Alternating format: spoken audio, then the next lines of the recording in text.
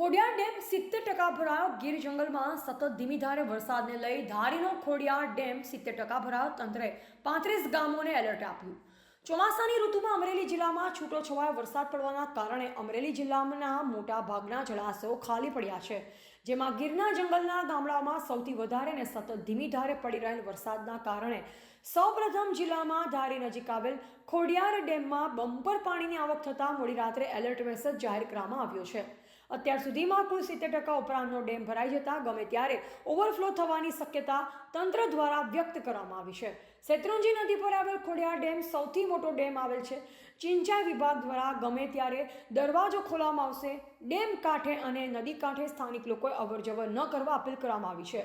કુલ 35 જેટલા ગામોને એલર્ટ જાહેર કરાયું. ધારી ખોડિયાર ડેમ 70% ઉપરાંત ભરાઈ જતા ધારી, બગસરા, અમરેલી, લીલિયા, સાવરકુંડલા તાલુકાની હેઠળ આવતા ગામડા હાલરિયા, પાદરગઢ, હુલરિયા, વિઠ્ઠલપુર, મેડી, આંબા, કણકોટ, બવાડા, આંકોલવાડા, મેકડા, ગોબા, પીપરડી, મોટા ગોખરવાડા, ઇંગોરાળા, સરભડા, તરવડા, બોરાડા સહિત 35 જેટલા ગામડાના લોકોને એલર્ટ રહેવા આદેશ આપી દેવાયા છે.